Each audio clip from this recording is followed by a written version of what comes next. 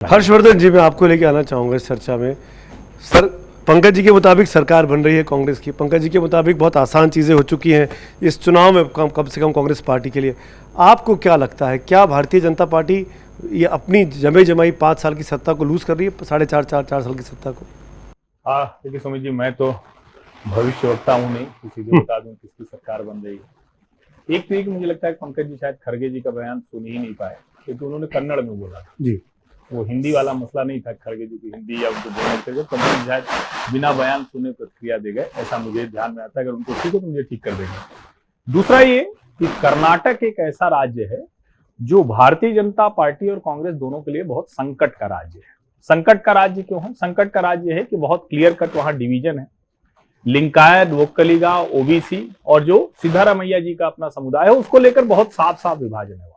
दूसरा, जो तटीय कर्नाटक जिस तरह से व्यवहार करता है उस तरह से राज्य के दूसरे हिस्से नहीं करता है। प्रभुत्व को लेकर बहुत ज्यादा लड़ाई है, सबके अपने नेता हैं, तो निश्चित तौर पर इतना आसान किसी के लिए है नहीं। मैं ऐसे नहीं देख पाता हूं कि कोई एक पार्टी वहां सरकार बनाती, मुझे बहुत साफ साफ दिख रही है, पहली बात।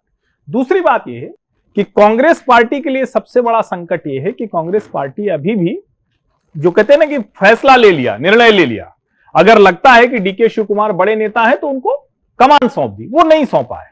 जबकि आज की तारीख में अगर डीके शिव कुमार के हाथ में कमान होती तो ज्यादा बेहतर होता, क्योंकि सिद्धारमैया के ऊपर कौन से आरोप हैं? उन्होंने कन्नड़ हिंदी, देश में पहली बार विभाजन, कर्नाटक से विभाजन की आवाज आई तो सिद्धारमैया के समय में। सिद्धारमैया वो जिन्होंने लिंगायत में विभाजन की कोशिश की, यानी लिंगायत समाज के एक विरोधी नेता के तौर पर देखे जाते हैं। तीसरी बात, जिस तरह से सिद्धारमैया अभी भी व्यवहार कर रहे हैं और बीच बीच में बोल देते हैं, वो कभी पंडितों को लेकर कुछ बोल देते हैं, ब्राह्मणों को लेकर कुछ बोल देते हैं, उनका ये तरीका है राजनीति। मुझे लगता है कि ये राजनीति कांग्रेस के लिए भारी पड़ रही है। मैं आपसे काउंटर सवाल है, आपने लिंगायत की बात की, तो ये क्यों ना समझा जाए कि बीजेपी को सिर्फ लिंगायत ही पसंद है? नहीं, मैं येदियुरप्पा साहब चले गए, बोम्मई साहब बना दिया लिंगायत, और फिर शेट्टार साहब की नाराजगी जिस तरीके से देखी जा रही है।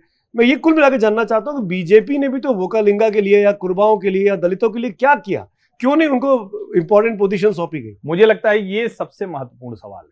और अगर कर्नाटक का चुनाव समझना है तो Bharatiya Janata party first time Lingayat fold से बाहर जाकर प्रयास कर रही है। उसके दो बड़े उदाहरण, उन सांसद का, निर्दलीय सांसद का मैं नाम भूल रहा हूं, जो अभी अभी भारतीय जनता पार्टी में आई, कन्नड़ फिल्म अभिनेता उनके पति रहे, वो भी रही, और उन्होंने कहा कि हमारा बेटा नहीं आएगा राजनीति में जब तक मैं हूं।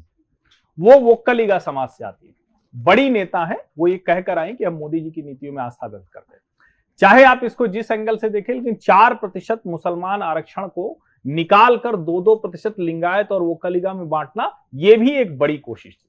तीसरी जो बड़ी बात है कि जब हम डेवलपमेंट की बात करते हैं तो भारतीय जनता पार्टी ने और विशेष करके नरेंद्र मोदी ने कहा कि हम इन इलाकों में, विशेषकर जो वोक्कलिगा डोमिनेटेड क्षेत्र हैं, वहां की विकास परियोजनाओं को आगे बढ़ाया। और जब यहां, जिसको हम जगदीश शेट्टार की बात कर रहे हैं, तो जगदीश शेट्टार के खिलाफ जिनको दिया है वो लिंगायत है, लेकिन उसके अलावा बहुत साफ साफ है कि ओबीसी इतने हैं, दलित इतने हैं, लिंगायत इतने हैं, वोक्कलिगा हैं। आप इसको भारतीय जनता पार्टी की गुजरात पॉलिटिक्स के तौर पर भी देख सकते हैं, जो वो पटेल डोमिनेट नहीं करेगा, लेकिन पटेल के साथ दूसरे लोगों को भी कैसे जोड़ेंगे वो।